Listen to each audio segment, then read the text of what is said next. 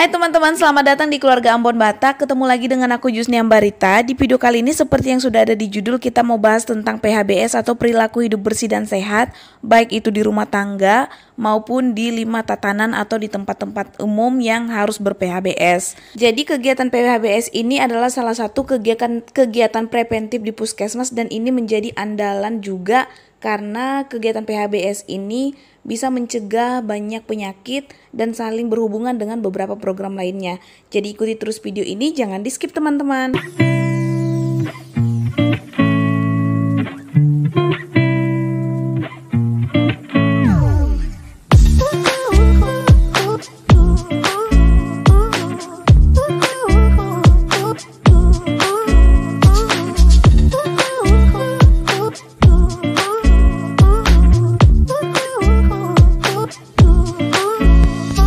Kenapa kita perlu bahas ini? Karena waktu aku ujian SKB dapat soal tentang PHBS ini dan berhubungan dengan PHBS.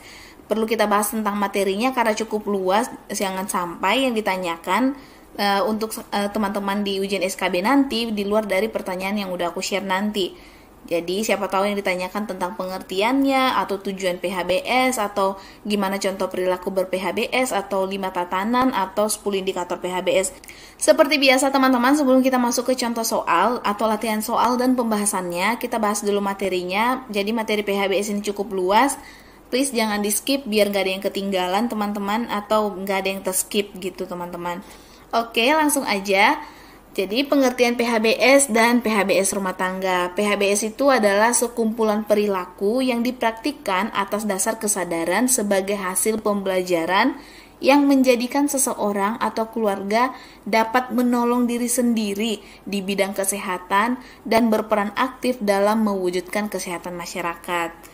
Jadi ini aku udah sengaja merah-merahin gini teman-teman, biar teman-teman ingat intinya adalah PHBS itu adalah sebuah perilaku dan itulah kesadaran diri sendiri, dimana kesadarannya itu karena hasil pembelajaran atau hasil pengetahuannya sehingga bisa menjadikan seseorang atau keluarga tersebut bisa menolong dirinya sendiri, baik itu menolong dari bidang kesehatan ataupun dengan cara berperan aktif untuk mewujudkan kesehatan di lingkungan masyarakat. Seperti ini ya teman-teman, lihat nih.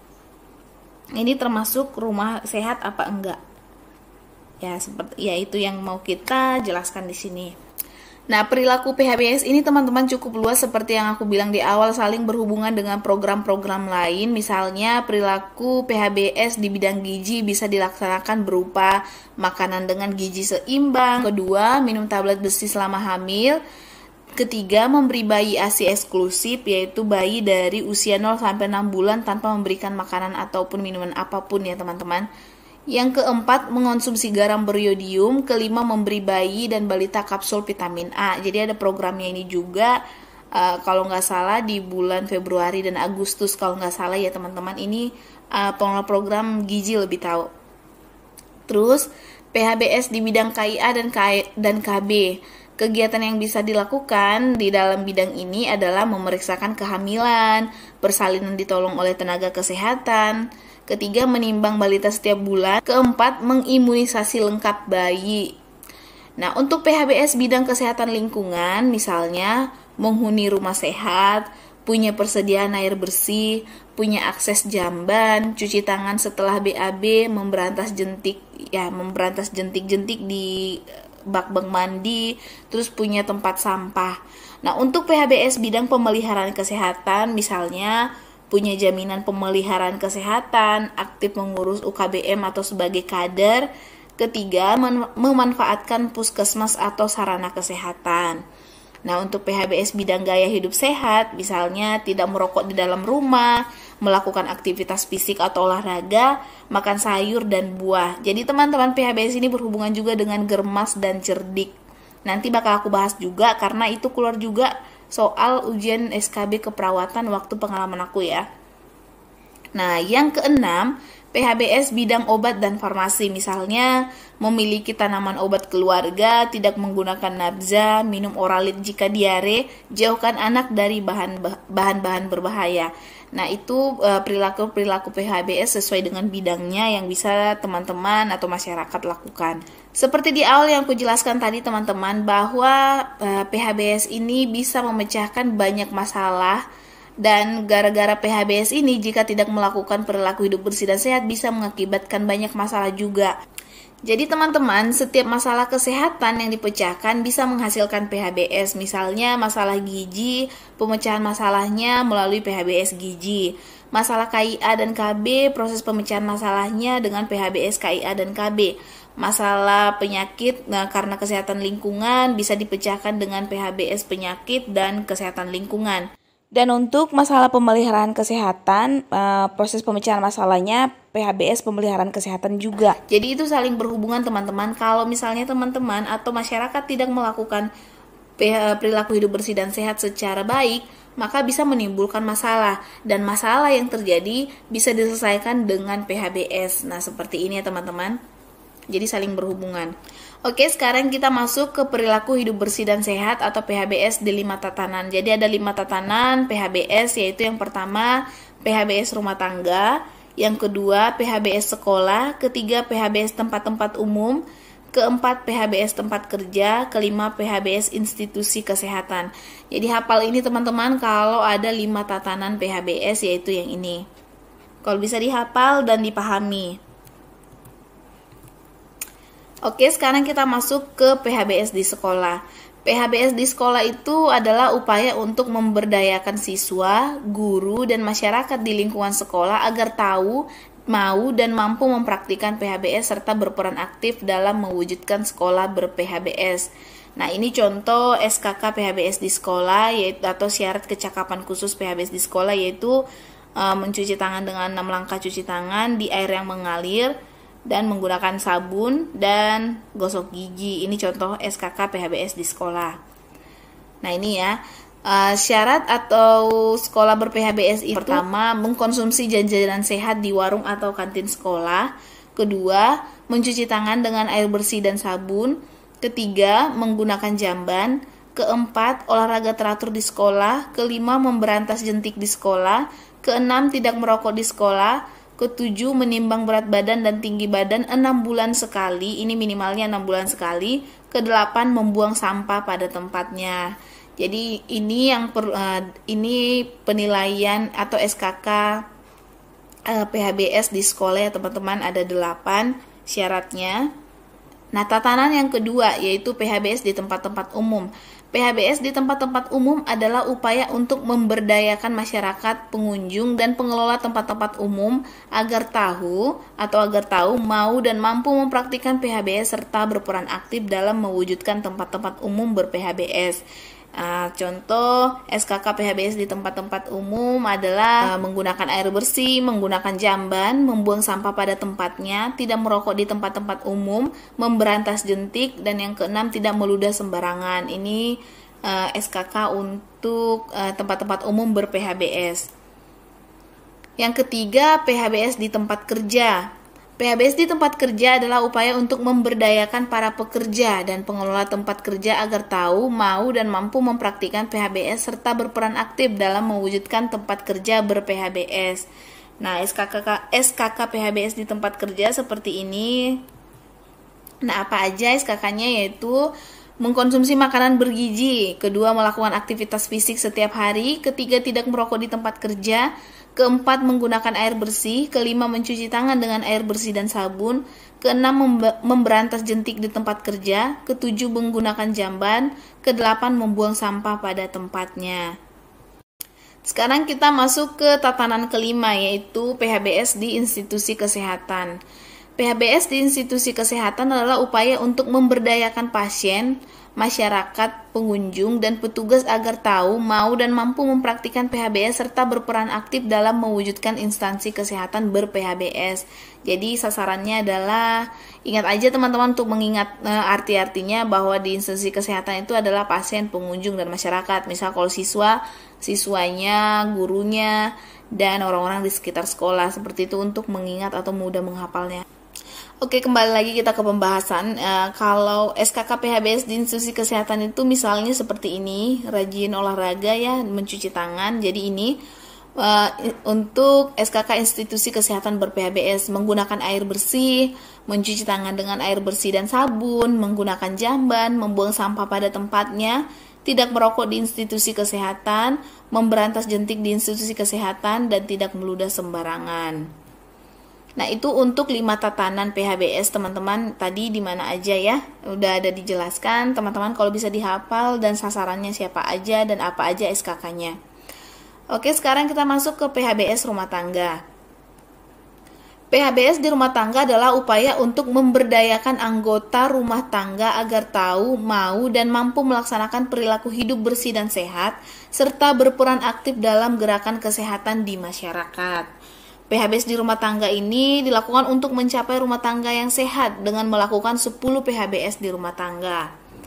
Jadi tujuannya agar setiap rumah tangga dianjurkan untuk melaksanakan semua perilaku kesehatan, teman-teman. Ada 10 indikator nanti untuk PHBS rumah tangga. Sasaran PHBS di rumah tangga adalah seluruh anggota keluarga dalam rumah tangga, baik itu pasangan usia subur, ibu hamil atau ibu menyusui, anak dan remaja, usia lanjut, dan pengasuh anak. Manfaat bagi rumah tangga, manfaat PHBS ini bagi rumah tangga adalah setiap anggota keluarga menjadi sehat dan tidak mudah sakit. Yang kedua, anak tumbuh sehat dan cerdas. Ketiga, anggota keluarga giat bekerja. Keempat, pengeluaran biaya rumah tangga dapat ditujukan untuk memenuhi gizi keluarga, pendidikan, dan modal usaha untuk menambah pendapatan keluarga. Dan manfaat untuk masyarakat melakukan perilaku hidup bersih dan sehat adalah masyarakat mampu mengupayakan lingkungan yang sehat, masyarakat mampu mencegah dan menanggulangi masalah-masalah kesehatan, masyarakat memanfaatkan pelayanan kesehatan yang ada, dan yang terakhir, masyarakat mampu mengembangkan upaya kesehatan bersumber masyarakat atau UKBM seperti posyandu, tabungan ibu bersalin atau tabulin, arisan jamban, ambulans desa, dan lain-lainnya.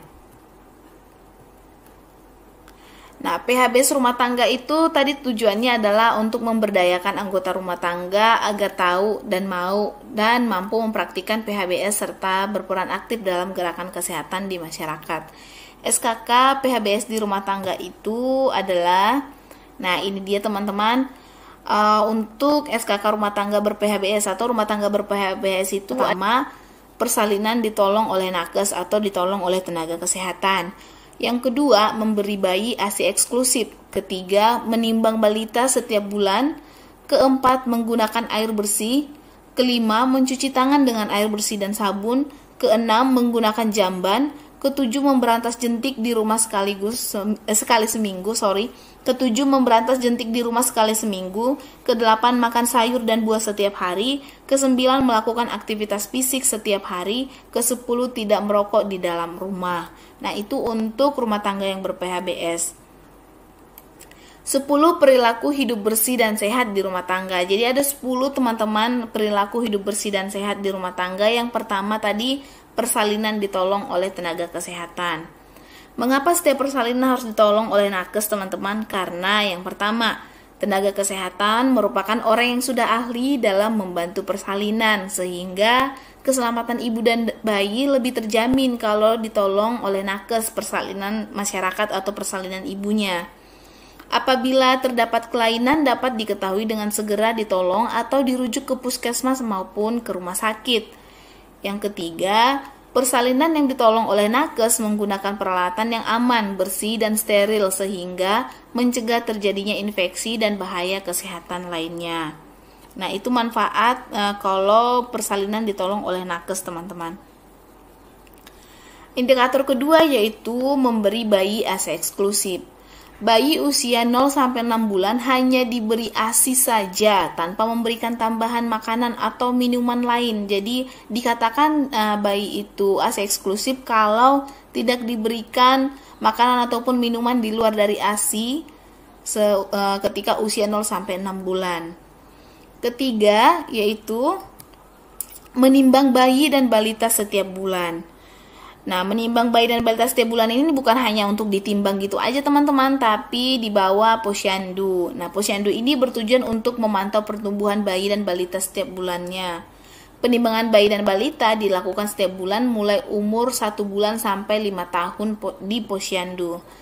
Nah, di sini juga di posyandu ini kita bisa melihat tanda-tanda bayi atau balita ini gizi kurang ataupun gizi buruk. Di sini kita bisa lihat. Jadi tanda balita gizi kurang misalnya berat badan tidak naik selama 3 bulan berturut-turut, badannya kurus, mudah sakit, tampak lesu dan lemah, mudah menangis dan rewel. Jadi manfaat posyandu itu sangat penting teman-teman, yaitu untuk mengetahui apakah balita tumbuh sehat, untuk mengetahui dan mencegah gangguan pertumbuhan balita, untuk mengetahui balita yang sakit, entah itu demam, batuk, pilek, diare, berat badan 2 bulan berturut-turut tidak naik, balita yang berat badannya BGM atau bawah garis merah dan dicurigai gizi buruk sehingga dapat segera dirujuk ke puskesmas. Yang keempat, untuk mengetahui kelengkapan imunitas si bayi ataupun balita. Dan yang kelima, untuk mendapatkan penyuluhan gizi. Itu manfaat posyandu, teman-teman. Ini dihafal juga manfaat posyandu ini. Indikator keempat PHBS rumah tangga itu yaitu menggunakan air bersih. Apa manfaat menggunakan air bersih? Yaitu terhindar dari gangguan penyakit seperti diare, kolera, disentri, tipes, kecacingan, penyakit mata, penyakit kulit, atau keracunan.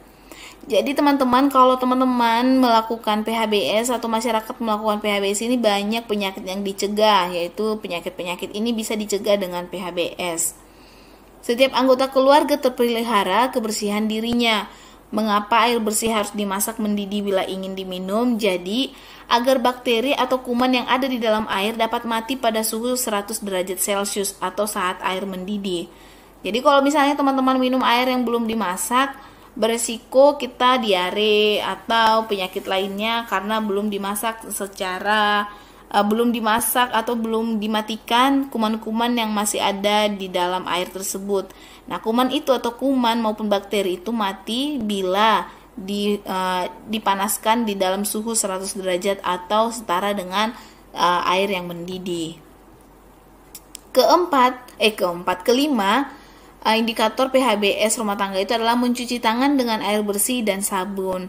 Teman-teman pasti tahu 6 langkah mencuci tangan. Nah, itu salah satu indikator PHBS rumah tangga. Keenam, menggunakan jamban sehat. Mengapa harus menggunakan jamban sehat? Karena yang pertama, menjaga lingkungan bersih, sehat, dan tidak berbau. Kedua, tidak mencemari sumber air yang ada di sekitarnya. Ketiga, tidak mengundang datangnya lalat atau serangga yang dapat menjadi penularan penyakit diare, kolera, disentri, tipes, kecacingan, penyakit saluran pencernaan, penyakit kulit, dan keracunan. Jadi ingat teman-teman, kalau melakukan perilaku PHBS dalam rumah tangga ataupun di 5 tatanan tadi, kita bisa mencegah penyakit-penyakit ini. Ketujuh, memberantas jentik di rumah. Lakukan pemberantasan sarang nyamuk atau PSN dengan cara 3M+, yaitu menguras, menutup, mengubur, plus menghindari gigitan nyamuk. Ya, ini teman-teman keluar soal ujian SKB yang ditanyakan singkatan dari 3M+ itu apa gitu. Oke, yang pertama menguras dan menyikat tempat-tempat penampungan air seperti bak mandi. Kedua, menutup rapat-rapat tempat penampungan air seperti lubang bak kontrol, lubang pohon, lekukan-lekukan yang dapat menampung air hujan. Ketiga, mengubur atau menyingkirkan barang-barang bekas yang dapat menampung air seperti ban bekas, kaleng bekas, plastik-plastik yang dibuang sembarangan. Keempat, menghindari gigitan nyamuk dengan cara menggunakan kelambu, memakai obat anti nyamuk, jangan menggantung pakaian di dalam kamar. Indikator ke-8 untuk PHBS rumah tangga yaitu makan sayur dan buah setiap hari atau germas. Germas ini juga keluar ujian SKB teman-teman, karena ini adalah salah satu program andalan Kementerian Kesehatan juga. Setiap anggota rumah tangga mengkonsumsi minimal 3 porsi buah dan 2 porsi sayuran atau sebaliknya setiap hari. Jadi nanti untuk materi germas ini juga agak banyak, nanti bakal aku bahas di video selanjutnya ya teman-teman. Tetap dipantau, jangan lupa subscribe biar nggak ketinggalan. Kesembilan, melakukan aktivitas fisik setiap hari. Jenis aktivitas fisik yang dapat dilakukan berupa kegiatan sehari-hari yaitu berjalan kaki, berkebun, mencuci pakaian, mengepel lantai, maupun kegiatan olahraga. Aktivitas fisik dilakukan secara teratur paling sedikit 30 menit dalam sehari, sehingga dapat menyehatkan jantung, paru-paru, serta alat tubuh lainnya. Tuh banyak banget penyakit yang bisa dihindarkan dengan PHBS ini. Jadi teman-teman bisa dipelajarin juga. Dan yang terakhir, 10 indikator PHBS rumah tangga yaitu tidak merokok dalam rumah. Jadi diharapkan setiap anggota keluarga tidak boleh merokok di dalam rumah, apalagi punya bayi balita. Hai semua, ketemu lagi dengan keluarga Ambon Batak. Semoga kalian enjoy menonton video ini. Jangan lupa subscribe, klik tombol loncengnya, like, share, dan komen, biar aku lebih semangat lagi buat video-video selanjutnya. Terima kasih. Sekarang kita masuk ke contoh soal atau latihan soal dan pembahasannya. Sekumpulan perilaku yang dipraktikkan atas dasar kesadaran sebagai hasil pembelajaran yang menjadikan seseorang atau keluarga dapat menolong diri sendiri di bidang kesehatan dan berperan aktif dalam mewujudkan kesehatan masyarakat disebut A.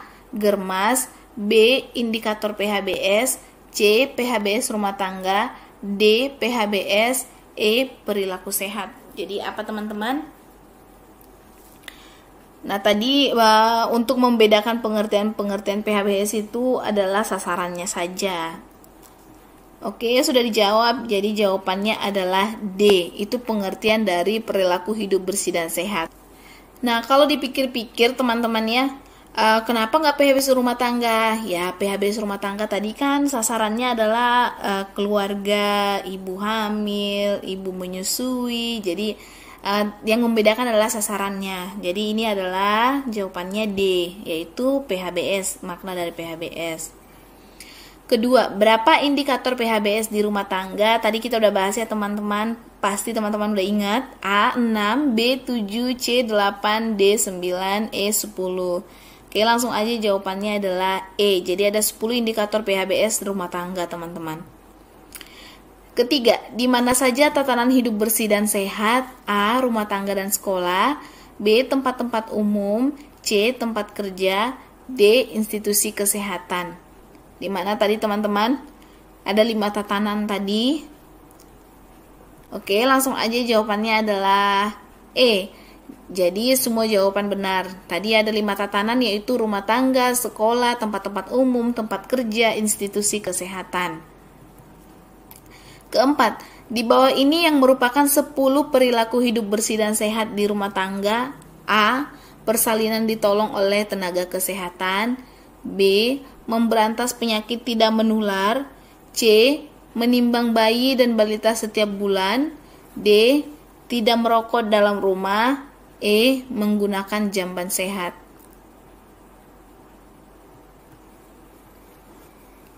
Oke, jadi jawabannya adalah B. Yang ditanya adalah 10 perilaku hidup bersih dan sehat dalam rumah tangga. Tadi nggak ada bagiannya adalah memberantas penyakit tidak menular ya teman-teman.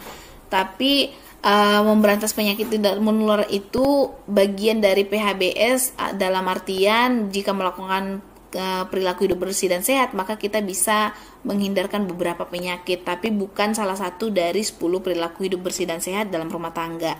Jadi jawabannya adalah B.